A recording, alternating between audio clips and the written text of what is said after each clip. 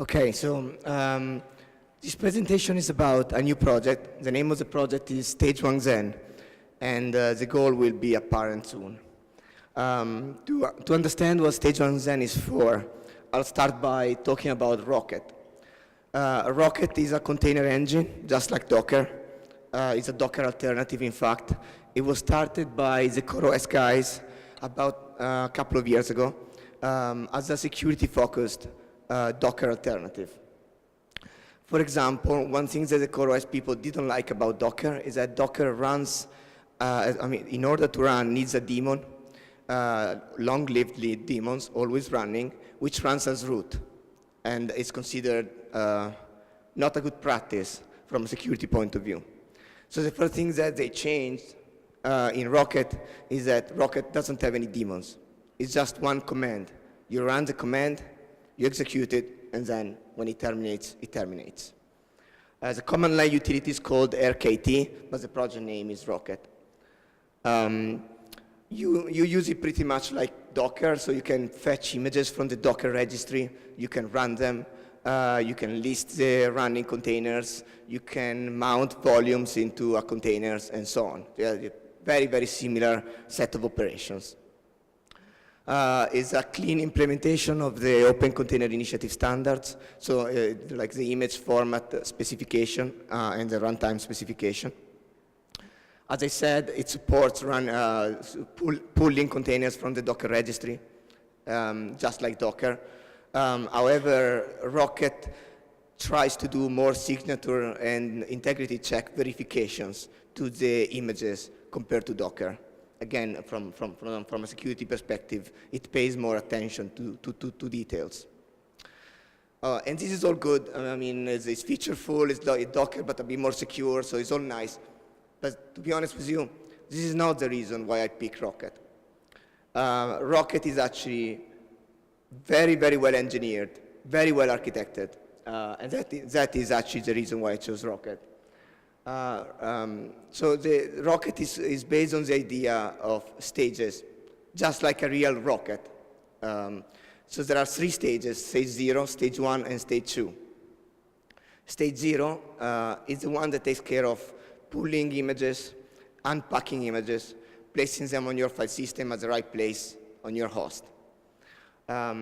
Stage 1 is the one in charge of creating a new execution environment for your container to run, and stage 2 is the actual container application running. And these 3 stages are completely separate. Before I get into more details about these stages, I'm going to spend a couple of minutes to rant about the word containers, because that is actually overloaded and very confusing, mean different things to different people. So at the very least, containers means 2 different things in particular. So on one end, container is a packaging format. Is whatever you download from the Docker registry. So it's in the same realm as RPM, deb, right? It's an application, it's a binary packaging format. That's what it is, right? So you can download an image from the Docker registry, and then, honestly, you could do whatever you want with it. You could unpack it, you could run it, not run it using Linux namespaces, you could run it using virtualization, you could run it on Linux, you could run it on Solaris, you could do whatever you like. Because in fact, it's a packaging format. On the other end, many people use container also to mean the technology based on the Linux kernel to actually create a running environment for this application. But this container doesn't really have a meaning in the Linux kernel, really. The real name of this technology is usually Linux namespaces and C group. There isn't really a single name to cover them all. But the matter of fact is, Linux namespaces were not invented to run application packaged in the Docker packaging format or in the OCI Open Container Initiative image format specification. So you can run Linux namespaces to run any sort of things, including to restrict some of the operation of your own normal application, downloaded from with apt-get, for example, right? So these are completely distinct technologies that have nothing to do with one another, right? So on one end, you have a packaging format. On the other end, you have some namespaces on the Linux kernel. And it happens that many people call them with the same name. Now, for clarity, in the rest of this talk, I'm going to try to use cloud native app as a word to mean the container as downloaded from the Docker registry. And I'm going to use Linux namespaces to talk about the technology based in the Linux kernel that are often employed to run these applications. Right, so let's go back to the stages. We have 3 stages of execution. So stage 1 is the one, well, it's implemented in the Rocket binary, and is the one that mostly deal with cloud-native apps. So you download the cloud-native apps, unpacks cloud-native apps, deal with the format, deal with the manifest, and place it in the right file system path. And then you have stage 1. Now, stage 1, as I said, is in charge of creating an execution environment for your cloud-native app. But the matter of fact is, stage 1 is completely separate from stage 0. So much so that stage 0 is implemented in the Rocket rkt binary. Stage 1 comes from a separate repository, is built separately, is distributed separately, and lives in a separate place, is a tarball, is completely independent. It's not just a different box on a whiteboard, right? When you do an architectural design, you draw a line, in practice the code is all entangled. No. So here is actually 2 different things entirely. So basically what Rocket does is unpacks the stage 1, which itself is basically just a tarball, and calls a known application called basically run within this tarball. And this run application is in charge of creating the execution environment.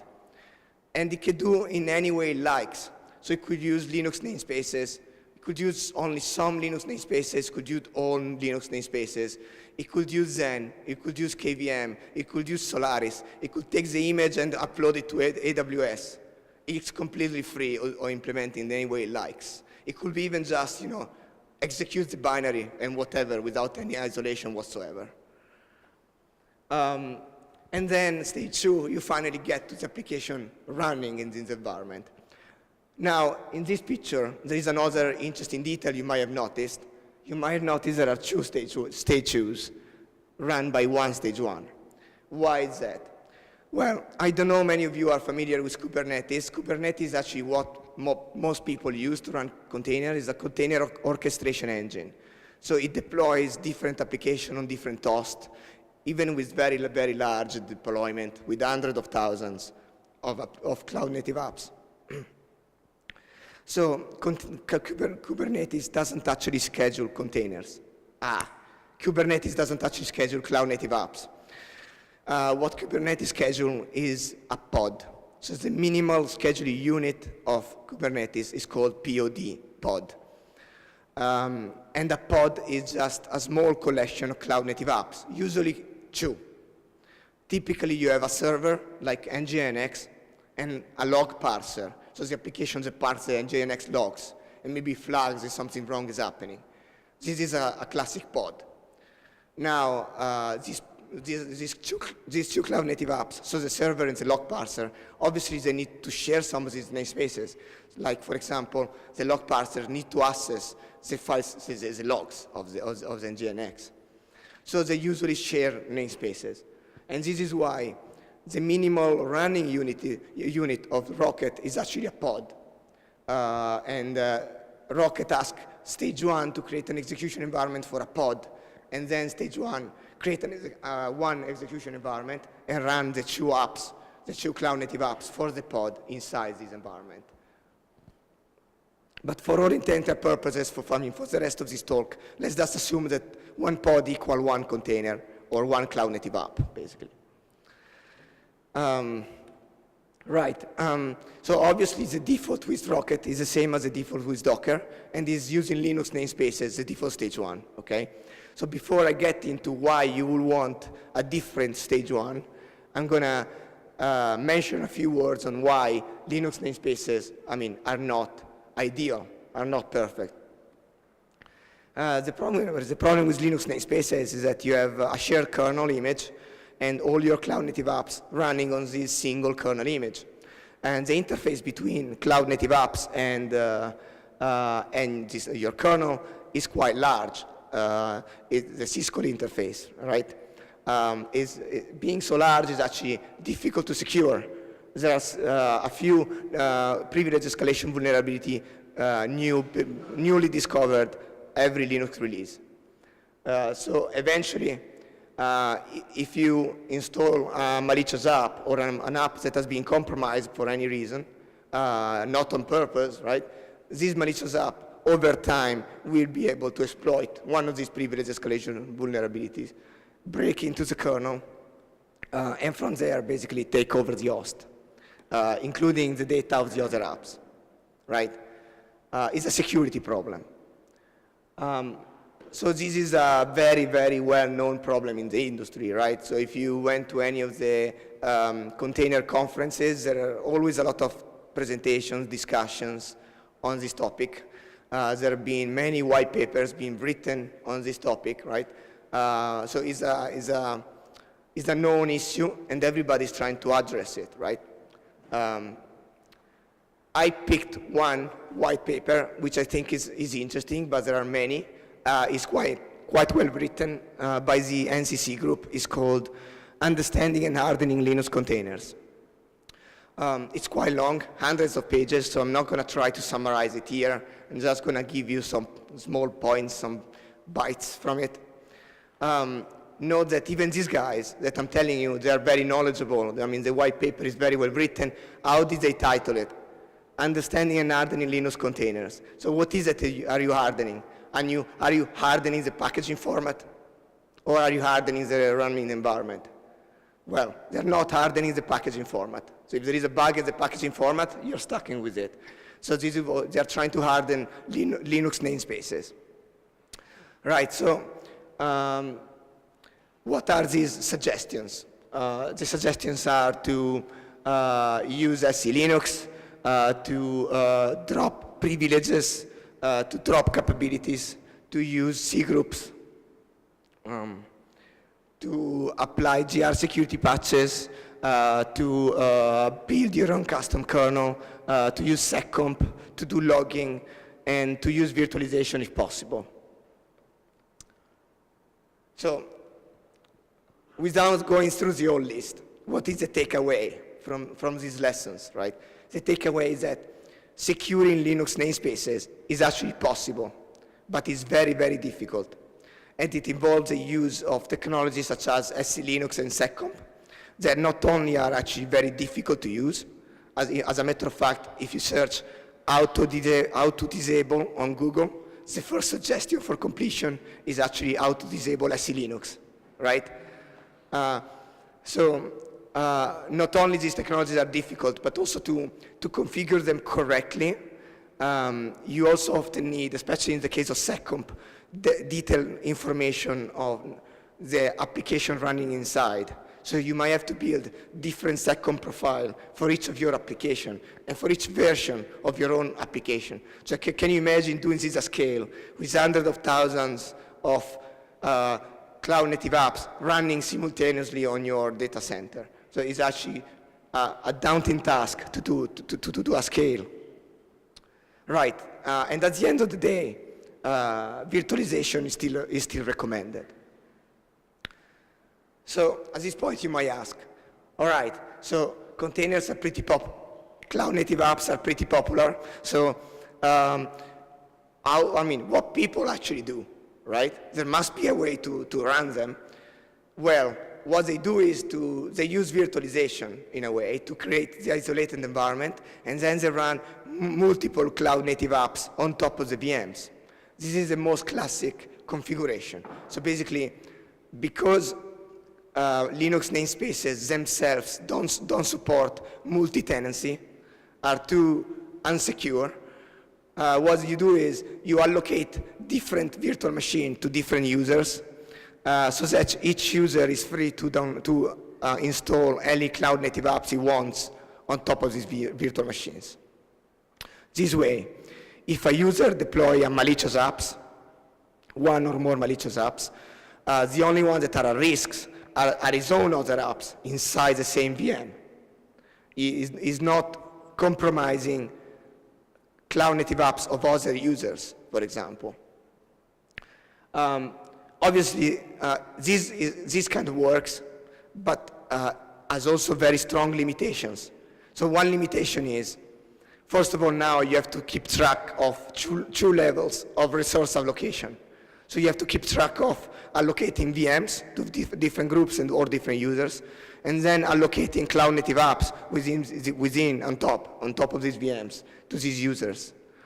And also, if a user by mistake, by error, installs one malicious app, still all the other cloud-native apps are at risk within the same VM.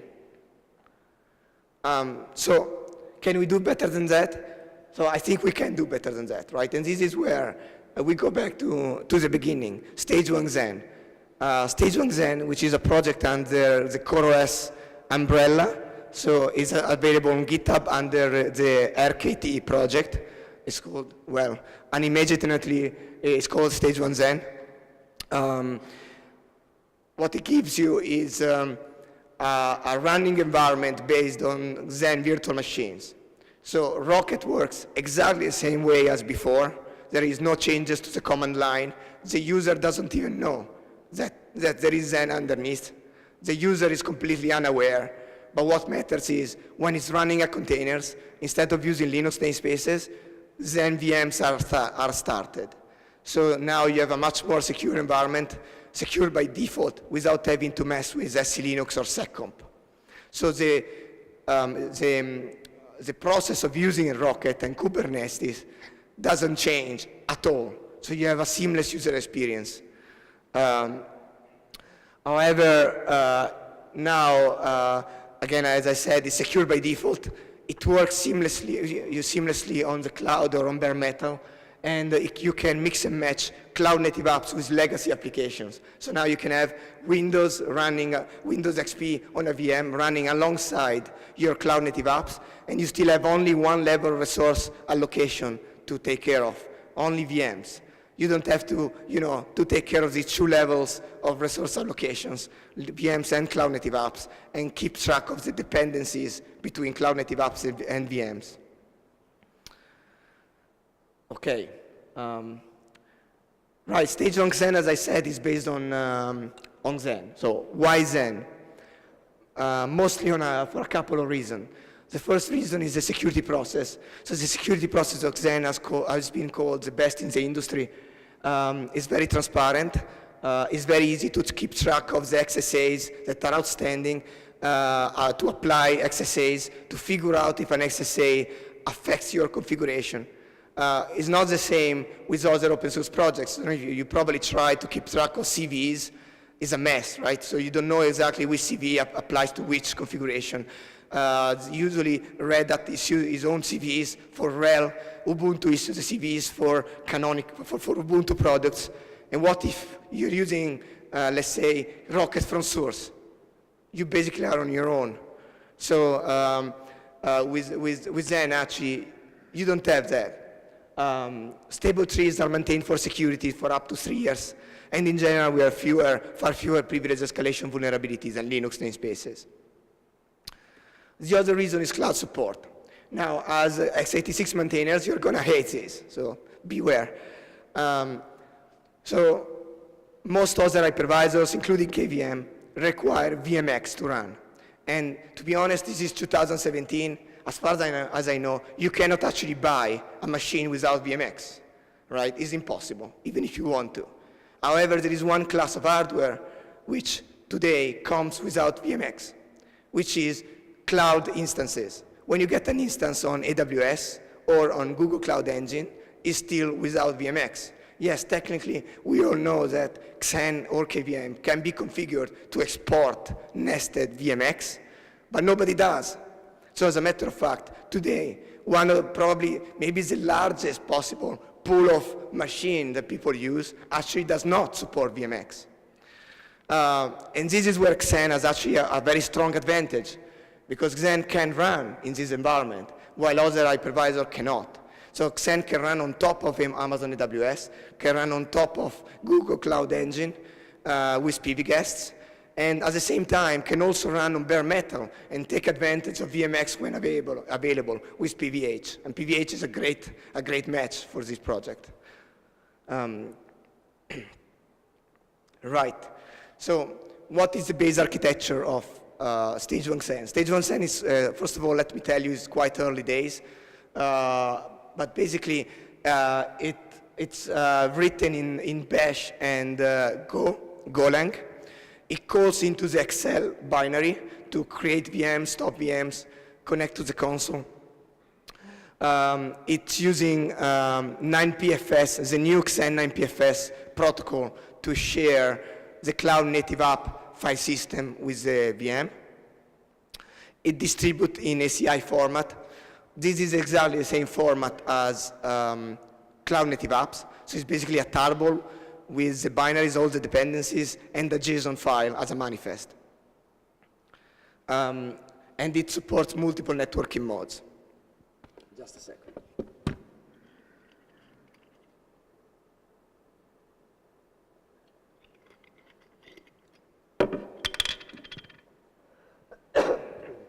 I can do it. Right.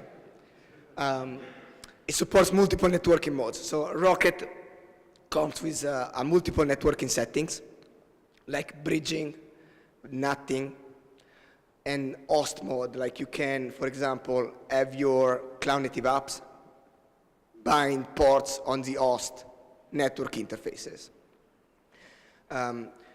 Stage 1 Xen maps these the Rocket networking modes into Xen networking modes. So if the user requests bridging, Stage 1 Xen uses VIF bridge, the classic networking, net front, net back bridging mode. If the user requests NATing, then Stage 1 Xen uses VIF net front, net back with a VIF NAT script.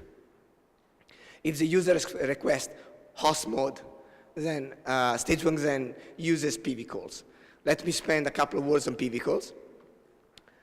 So PV calls is a new PV protocol to forward POSIX function calls from guest to host. After all cloud native apps are POSIX applications, so working at the POSIX level is actually a pretty good match. And what you can do with PV calls, for example, is to forward all networking calls from your guest to your host. As a consequence, now you work at a much higher level interface. It's actually much easier to virtualize. But one interesting point about this is that monitoring the VM becomes much more easy. So one of the recommendations on container was actually doing monitoring, if you remember from the white paper. And Xen actually supports extremely powerful ways to do monitoring, right? For example, mem access, the VM event interface, right? Memory introspection. However, memory introspection is also very expensive, right? It's all a new world, right, to use memory introspection. With PV calls, you get performance that today is better than net front, net back, but you also get a lot of information on the network accessing pattern of your VM. You get it in DOM0 for free. So it's actually quite easy to build an agent that takes this information and figures out if your guest is misbehaving. For example, if your NGINS containers open port 22, you know there is something going on there, right? And you can kill it. So yes, if you use PV calls, basically you use it for, I recommend to use it for monitoring more than anything else, right? Yeah, that's a basic overview of the architecture. A few POSIX calls are sent to the DOM0 over a ring. So as I said, because these networking calls are forwarded to DOM0 and executed in DOM0, actually the side effect is that all the ports are opened on DOM0 network interfaces, exactly like in Rocket host mode. So it's a great implementation of that networking mode for Rocket. It also works very well with VPN and wireless, any complex networking configuration in DOM 0, because the network access actually just happens in DOM 0, as if you were running your app in DOM 0. Interestingly, for security and as well for applying different network policies, something that I've not upstream yet, not even in the design document, is very, very easy to bind all the networking PV calls of one VM to one network namespace in DOM 0. This way, each VM can be bound to a different network namespace. And you can easily, this way, configure one VM, for example, NGNX, to be able only to open port 80 and 880 and forbid it from opening any other ports on your host. Right, so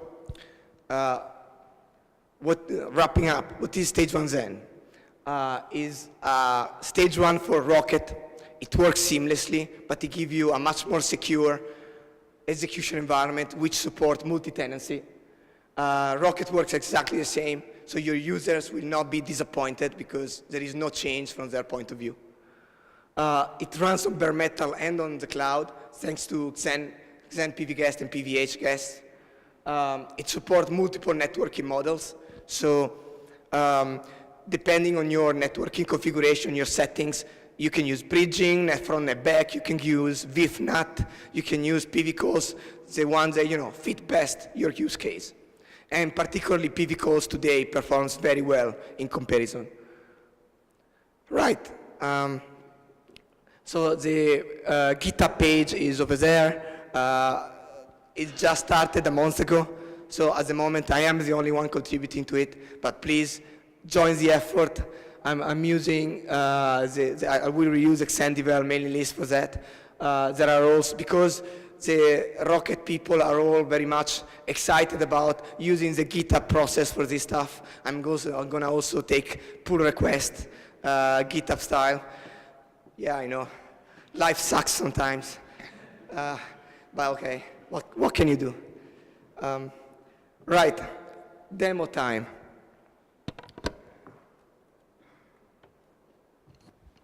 Questions?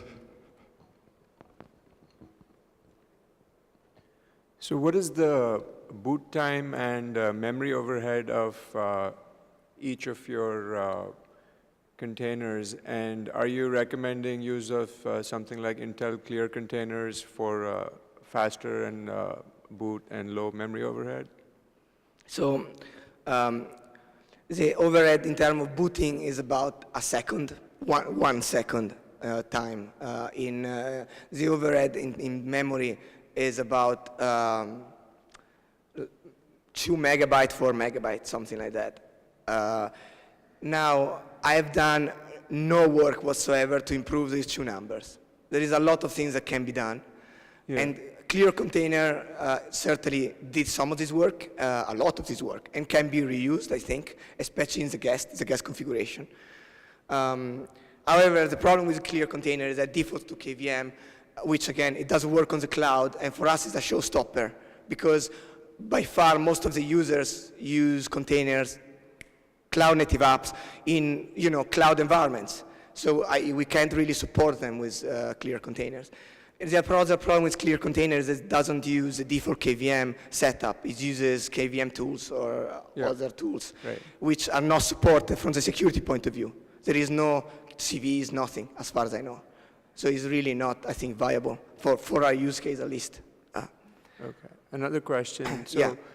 I didn't fully understand when you said you can run Xen Stage 1 on top of, let's say, Google Cloud Engine. I'm going to show it right now. Okay, but are you saying you're using nested virtualization there, or? I'm using nested virtualization, meaning is yes, I'm running Xen inside a Google Cloud Engine VM. Okay. I'm not using nested VMX, meaning that in the Google Cloud Engine VM, there is no VMX. It's like pre-2007 hardware. Okay, thanks. Yeah. All right. So this, in fact, is my Google Cloud Engine Aporeto page. I'm using Google Cloud Engine because Google Cloud actually gives free access to startups. So these VMs are free for me to run. I'm just going to take one of the two. I'll start from this one.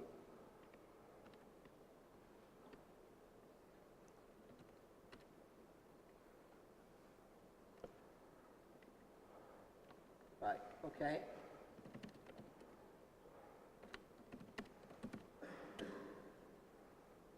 So there is an exited Nginx instance there. I'm gonna fetch. So you look at the command line is rocket fetch Docker because you're fetching it from the Docker registry.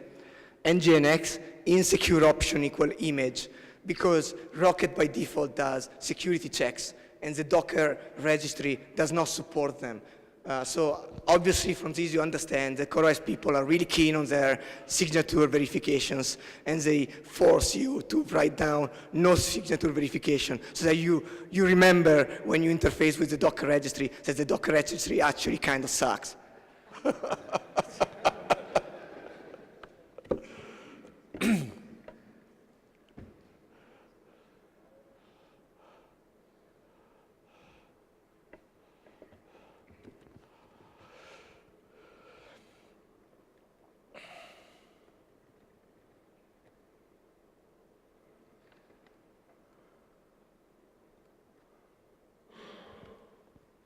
So that's running the image. That's it. That's the overhead in startup time. Running the image, and if you saw, I specified stage 1 Xen as in the command line. I'm going to go up a bit.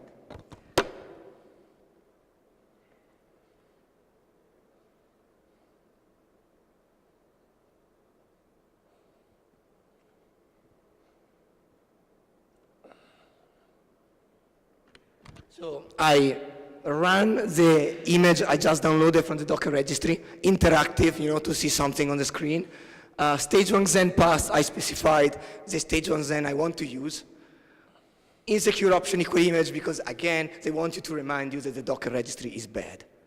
Now, the container starts, and you get, the classic Linux boot up, and then Nginx is started according to the command line option specified in the container manifest file. Now,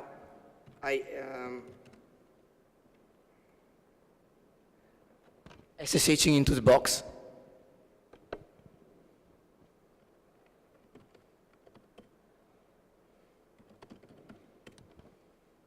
And as you can see, there is a VM running.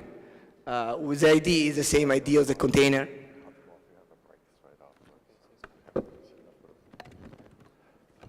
If I do rocket list, it also comes up. You see the running instance there? So rocket list, I think the Docker works the same. As you can see, it also lists the containers that were previously run and then they quit. So you can see the running one and the exited one.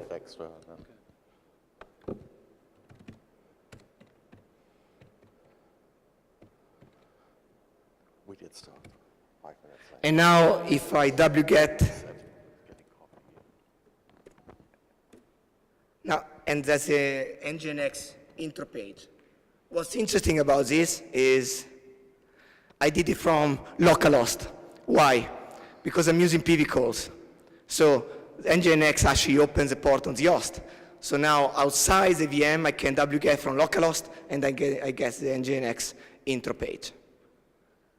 How am I doing on time? How much time do I have? Am I out of time? Yeah, out of time, but what we'll do is we'll give you 5 more minutes for questions and stuff. I just checked with, we're all in the same room. We have a break coming up after the next set of sessions. It'll be fine. So I'm going to show you very quickly another thing. That is, I'm SSHing into another host. And what I'm going to do is I'm going to show you one of the other networking modes.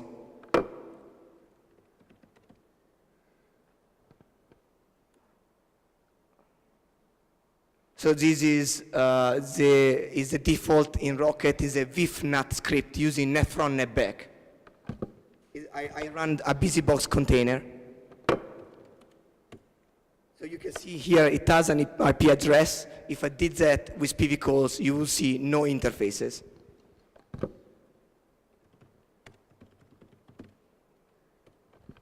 And I just got the Google intro page from there. The network was set up just using net front, net back as usual. And that's the Google stuff. Anyway, all right, that's the end. So I'm kind of interested in this PV calls you keep mentioning. Is that a general purpose plumbing layer for system calls, or what is it? Yes, it's a general purpose plumbing layer for system calls that at the moment implements the forwarding of only the networking related syscalls, which are accept, receive, message and message connect, socket, bind, those ones. Right, so you have like some explicit little bit of code to format for each system call what the arguments are. Right. But so you're not doing, because one of the things that's scary about the sockets interface is it can get quite hairy if you forward too much of that. So you're not like implementing the craziness of set-sock-opt and things like that. So at the moment, in fact, one of the ones that I'm missing is set-sock-opt. So basically, on one end, I have an incentive of not forwarding calls, because the fewer I forward, more security is. The fewer I forward, less work is for me, right? But on the other end, if application needs to some of these calls, they require them to run, I might have to add some. But I expect them to be still in the range of from 8 to 12 number of syscalls to forward, no more, right? Right. So no like crazy raw sockets and weird ioctals and things. Great.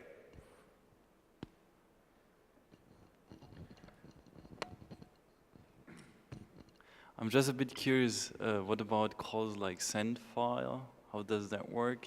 Send file? Send file, yes. Ah, right. So send file basically wouldn't work at the moment. It will, I think the implementation will fall back to the one based on send message and receive message. Okay. I just wanted to double check. So basically this is independent of PV or HVM, is it? It's because we have the right. overload of PV there for PV calls. Absolutely. It's completely independent. As a matter of fact, I run this on ARM64. I consider bringing one of my small ARM64 boards to run it there.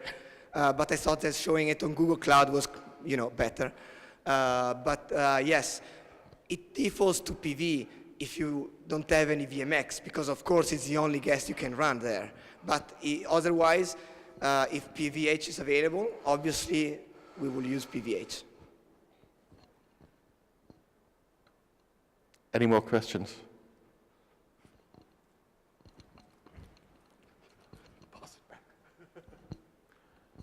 So you are using PV calls for example of network interaction.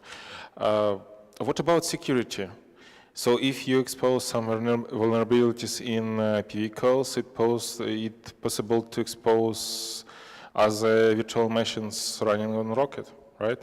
Yes, it's all a matter of trade-offs, as usual, right? So with PV calls, you have your surface of attack increases by about 10 new calls. On the other end, you have no net front, net back. Also, if you use PV calls, you should actually monitor this call. Otherwise, you might as well use net front, net back, right? So if you use PV calls, you should really build up information and track which are the port open in your VM to see if there is something going wrong, right? PV calls is mostly for monitoring. I see. Thank you. Do we have someone else? Okay. So feel free to get any stickers from Rocket and CoreOS. Yeah, everyone who asks questions, just go grab your t-shirts. We didn't really manage this properly, so we trust you not to cheat. And thank you.